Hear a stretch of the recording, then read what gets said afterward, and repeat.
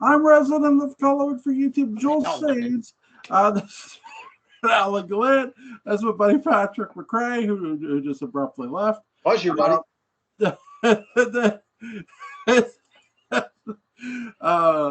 So this episode is narrated by Grayson Hall, written by Ron Sprook, directed by Sean D.H.U. Sullivan. Sean Du Sullivan. Man, he's right? a mystery.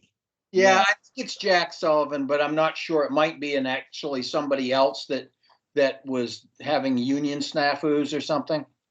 What now? Why is everyone so obsessed with him? Why can't it just be a guy who directed a few episodes? Because nobody knows anything else about him. There's really nothing else out there about the guy. Does anyone ask one of the cast members? I don't know. That would probably be a thing to do, I guess. Who was Sean Du Sullivan? Yeah. Sean Du Sullivan frequently?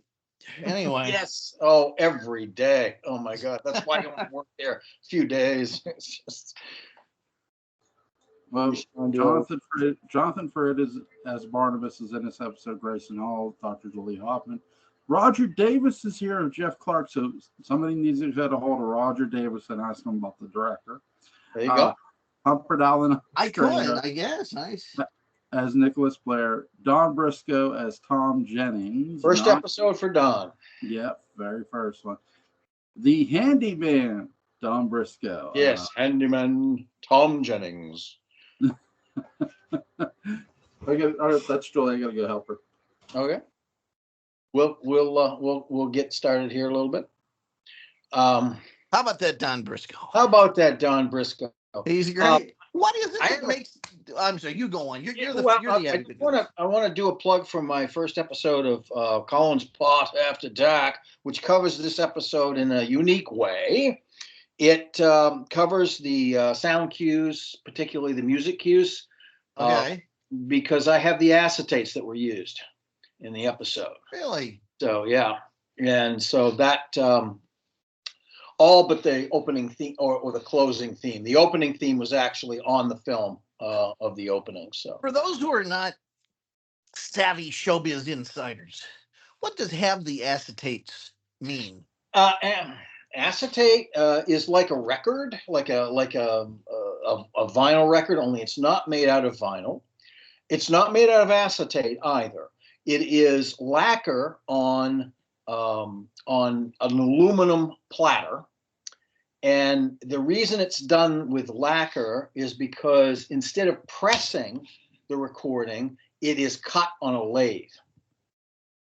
And so you get these various music cues cut on these acetate discs that are coated with lacquer. The reason they're called acetates is because originally they were there was a special needle made from acetate that you used to lengthen the life of these discs.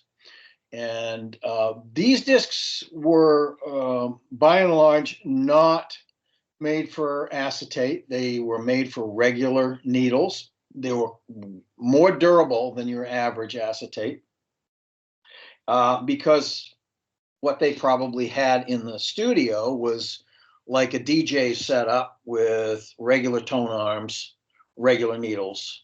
And they had them custom made at a place called Fine Studios, which is right in the city.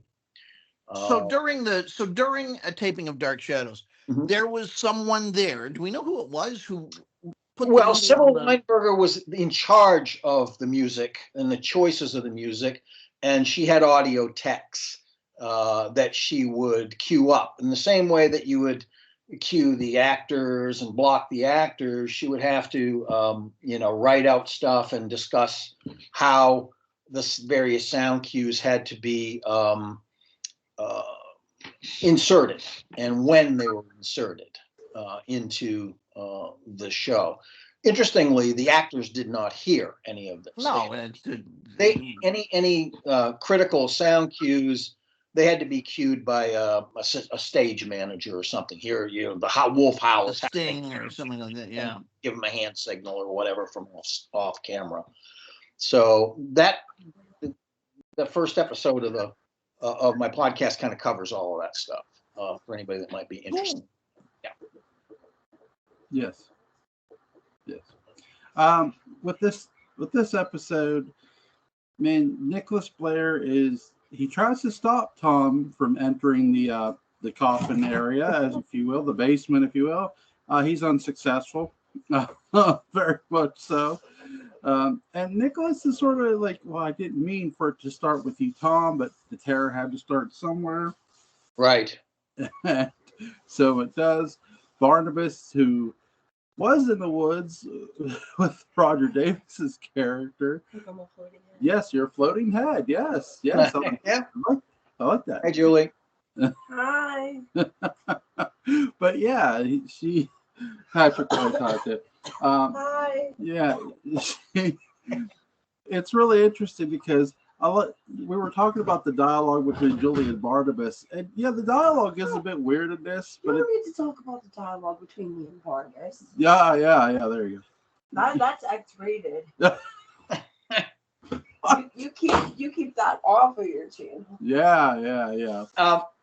There's a couple of things that are interesting about this episode. One is there's a lot of transitional stuff going on in this episode. You've got the introduction of a character.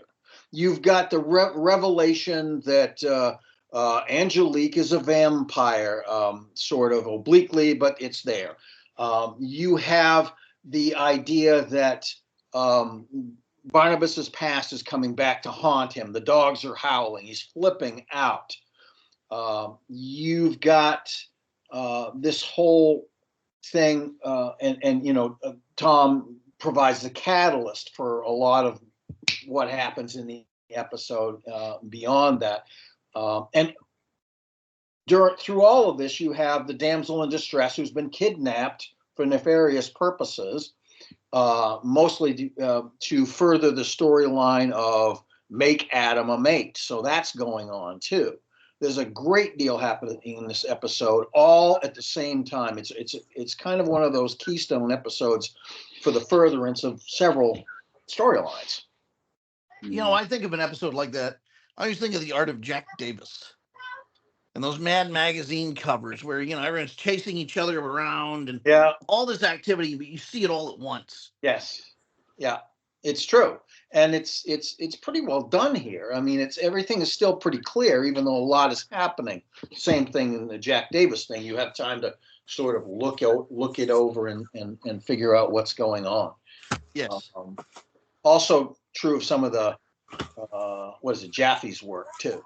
The folds and the covers and all of that stuff. What a genius thing. Yes. Wow. Yeah. I mean, Don Martin's fine, but Al Jaffe. Yeah. I really like how they don't show Angelique in this episode. Tom really does a great job. Don Briscoe does a great job of building the terror of the vampire. And the interesting thing too is I'm trying to imagine Briscoe's first day and how he's probably nervous, and he's getting reassurances from his fellow actors, etc. And I don't know what kind of a director Sean Du Sullivan is, so that would either add or detract from his feeling of anxiety. And so, I mean, he's done a little bit of soap work before. He had been out in LA and done a couple of really tiny roles, but he hadn't had a sustained sort of bunch of scenes like he is going to have here. And so I'm imagining, he's doing pretty well, but having to act to a camera when there's a guy behind it with a white dress, short-sleeved shirt and khaki pants and a pencil in his ear, and he's doing stuff, and he's probably he's listening to stuff in his ear here, because up in the director's booth they're telling him what to do, and so he says, oh, there's the red light, here I go. And he's probably had one sort of semi shot at getting used to that during a blocking rehearsal, say. So I get a feel for the guy. It's a challenging first episode for an actor who hasn't done a whole lot of camera work like that, especially live. I mean, basically, it's live on tape. You get that sense. Oh yeah. So He did. I thought he did a great job too. But it's like I can just imagine his emotion. No pressure. Yeah. By the way, the interview that you talked about previously, Alan, is on YouTube. You can find it on YouTube. It is. It's also on the Saraband version of the Dark Shadows music, Volume 1. Yeah. There's a couple of interviews there, and one of them is that group interview, which they refer to the dogs howling. I think Jonathan Frid refers to it. Talks about today we did this, and the dogs howling. A couple of the other actors are confirming it. It's an interesting interview. They talk about what makes the show popular, what they think makes the show popular. So it's interesting. The supernatural element, the idea of being able to conquer death. Because there's an element of that with the supernatural characters who are more or less immortal. And two, I think another thing too, Chloe Thomas talks about this, and as you heard my wife say, there was just a natural attraction for women to Jonathan Frid. Oh God. See, Yeah. It's It's very interesting, and it has to do with the circumstances of the character and what direction the character went after the first few weeks, where he started to go. So it's a testament to him. What did you say? Speak louder to that. I said he could go any direction, and I would still be like, oh my God. Well, there you go. I think that's Sorry, I several thought you guys were gonna look at me. fans that are out there that Once still you go appreciate Canadian. him in that way. So, yeah. He has charisma of a kind. Yes. He does. Yes. I think too, sex appeal does matter to audiences.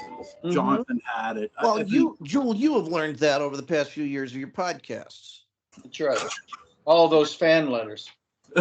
yeah. Oh yeah. Pictures in them. And Yeah. All the things. not safe for work. Yeah. As you sit there smoldering. Oh, my God. Yeah, all the failures. Yeah, but I think sex appeal matters when you have women who are very much attracted to Jonathan. David Selby when he appears, and Yeah. look, No, Don David was Bris- not attracted to Jonathan. Why are you But- lumping but him in when- with the women? Don Briscoe, very handsome young man. He's Don Briscoe is, I think, 27 or 28 when he first appears on the show. He's young. He definitely has the looks required for a soap opera, matinee idol type, and I think Roger Davis does. He does. He's got a look. Now his energy is a little frenetic, but he has the look. Absolutely. You're talking about two men who stand out from the rest of the cast, with the exception of Louis Edmonds and I guess David Hennessy, but he didn't count in this instance. Right. Because it's a deviation from Dan Curtis casting people who look like Dan Curtis. Including some. Seriously. Yeah. Hey, Lincoln. Hey, there he goes. Here he goes again. Lula is on the back of Joel's chair. Yeah, you can't see her. But The idea of what you're talking about is huge heads, big eyes, that kind Enormous faces. Yeah, that's what. Oh, of God. big faces. Look, Yes. Lulu, there's Lincoln. Oh, you're just feeding his ego. You gotta get up, Daddy. He's like a parrot. And I'm a pirate. And She it's, is. How about that? where's the litter box? That's what I'm concerned about. I do The bathroom. I do like the fact that Grayson Hall's character, Dr. Julia Hoffman, is 20 questioning Barnabas about the body in the woods. Oh, yeah. I mean, she's almost making him cry. It's just You can tell this is the third degree that Matthew got when something went broken or missing around the house. Yes. Absolutely. Absolutely. And I do like that it's Roger Davis who discovers the body. Mm-hmm. And he runs to the house and phones it into the cops. I mean, he's the town vampire hunter. What do you want? That's right. Well, I mean, it's great. It's a great dovetail for the writers too, because Vicky is missing, so they're out there in the woods anyway, looking for Vicky, and the dogs can howl and freak out Barnabas and the whole thing. It's a great mood and circumstance all kind of joining together. Oh, do you think there were cops on the Collinsport Police Department who very briefly didn't take it seriously? Who couldn't believe they were being asked to go out and do this? Out to Collinwood again. Yes, always. Leave those people alone. Yeah. I think because they had such a low crime rate, they were just bored. And I so think so too. And they spent hours at the gun range, and that's why Willie Loomis was shot so well. He was at the gun range? He was the gun range. Yeah, he was. Yes, he was the gun range. Just ask all the holes that were put into him. No. But I do think this is a very well shot episode, and I love that we get the inside of Nicholas's house. We see the coffin. The coffin looks creepy in that little small space they got there, because they're going from one part of from one room to another in the house. I like that little trick just through the door. Joey, you got to take it out and let it breathe every once in a while. Yeah. This is also cool because you get to see the basement in the house by the sea, which you really don't see very much, except a couple of times. And you do see Angelique's coffin room a few more times, but there's this whole other ante room that's in this episode where they have that build up to him going through the door. Wouldn't it be great if the prior owners had put in a rec room with, fake wood paneling and some shag carpet and air hockey neon signs? Yeah, and the coffin is on the air hockey table. Yep. And then a coffin off the side. It's got the foosball handles. Let's open it up and play a game, Nicholas. Oh. So even though he's not in this episode, they're mentioned in this episode, Adam and Vicky. Adam has kidnapped Victoria Winters. That's correct. And Barnabas suspects it, and Julia actually does ask, well, what makes you think it was Adam? And it's like, he tells her. So, guys, even though it doesn't happen in this episode, what did you think of Vicky being kidnapped by Adam? It's an inciting moment. I mean, it propels the idea that they have to do this experiment, which they do not want to do. So there's that content. Yeah. And Vicky's so good at being kidnapped. She's just she's not as good as Maggie, but she's still good. Maggie has the epic kidnapping storyline. Absolutely. She does. Absolutely. It's also the most problematic of all the kidnappings because it's just, you think after a while Sam Evans knew it was coming because a new character would come into Collinsport, and so he would put an ad in the paper and rent out her room while she was missing. Guys, it's going to be at least a week. Yeah. Draw on the Airbnb sign. Sublet. Sam's house. Yeah. 300 a week. Studio. What did you guys make of the wood set? Because I always enjoyed it. I always think they do marvelous things with very little. I mean, that set is not that big, but because of the way they frame it, with the cameras and everything, carefully framing it, it implies that it's much larger. And there's enough depth to it to imply that it's much larger. So when they walk onto it, it's like, oh, there's a whole bunch more over here somewhere. So I think they do a great job with it. It's a great play space for the actor, I'm sure.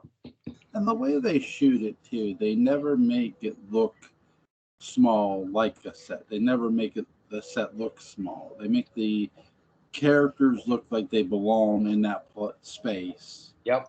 And it's Tomashoff, the designer side. Tomashoff was brilliant. I mean, he had architectural knowledge and he understood forced perspective. He knew all about the Italianate designs for theater and all of that sort of thing, and was an excellent draftsman. He drafted a bunch of really wonderful elevations.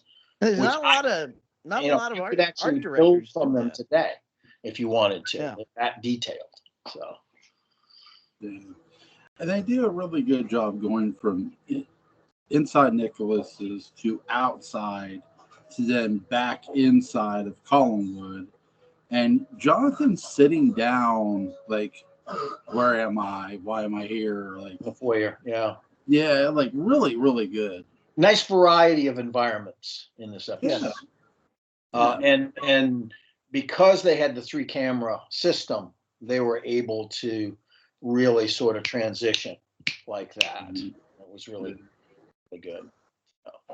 Yeah, there were, like, when I was doing 1841 last night, that's the thing too. Like, I kept thinking about the different varieties with that too, because we had a balcony fight in that. Like, it was really cool.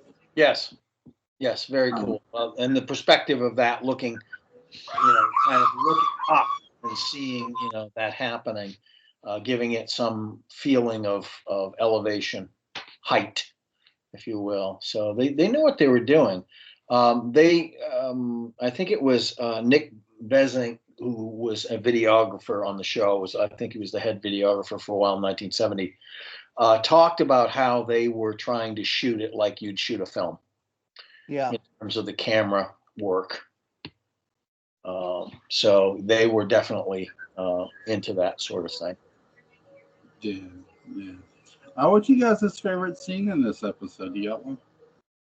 Oh, Julia. Well, I mean, the Tom and Nicholas at the beginning is awfully iconic, and it's very funny from a number of perspectives. I'd have to say that one. Yeah, and the tail end of the show is very important too, I think, and very good. Yeah, but yes, I like the, it's almost like Jimmy Stewart walks into Nicholas's basement a little bit. Well, what do you call this? So, looks you like never know about these one of those let me go. Just let me go in.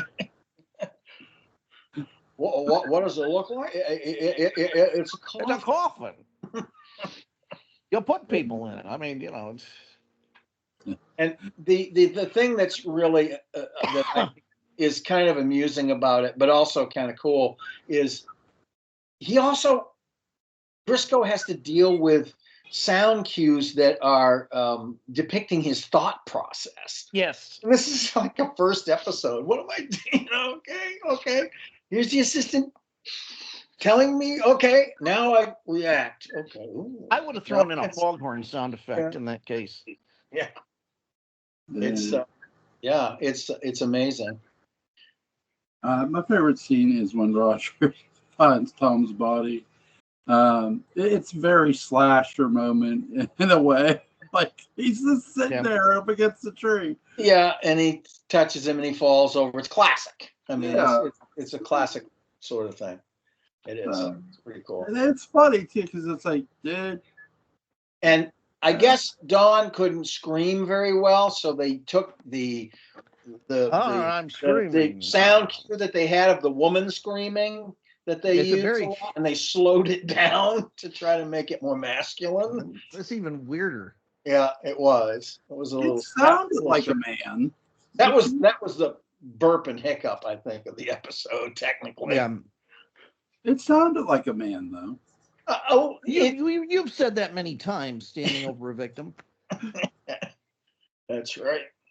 Until it stopped moving, I really thought it was. All depends on perspective, I suppose. It does. Oh my God. Well, I think they do a good job with it though too, because the reaction that it gets. Because again, Roger Davis' reaction is like, "What was that?" Right. Yeah. But that scream is iconic in the series. They use it a lot. It's from an old, it's either from an old library recording, but it's been used on Halloween albums before, Halloween sound effects albums. And so it is kind of iconic. So when they try to do something different with it, it's like it's recognizable for what it is originally. Sure. Did you ever play the video of my Michael Myers animatronic?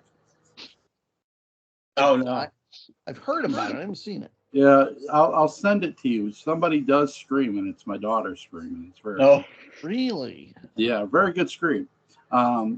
So and I did not cue her to scream either. She just screamed. Submitted for evidence, Exhibit A. Yeah, there you go. This is a really fun episode. The interaction between Dawn and Humphrey is really fun, and just you get a dead body here and stuff. So, and the third degree by Julia. It's like he's like, no, I'm cured. It's sort of like every person's admission for I'm cured of this, and it's like, but he's actually telling the truth though. Yeah, but it gives the audience a little jolty, a little thrill. Is he or isn't he? That sort of thing. And so that's good for the audiences, for the first timers. For the first time you ever see this. Yeah. So, is there anything you guys want to add before we go? Again, a reminder for anybody that wants to hear the Ron Berry interview. It is on YouTube. It's the group interview. If you type in Ron Berry interviews, you're going to see a bunch of them. You're going to see some that he just has with Fred. Some there's a Selby one up there, I think, somewhere. So this particular episode was connected to that as a promotional thing, and Ron Berry was a radio host, on WEST radio in Easton, Pennsylvania. Okay. And so there's that connection to it. Kind of fun. Interesting. Yeah, really good. Really, right? No. Yeah, really good episode. I'm sick. You guys have links to Patrick McCray's Dark Shadows ebook about. It's going to be in the description box. Link to Alan Gallant's YouTube channel is going to be in the description box. So, you guys have a good night. Take care. Good night.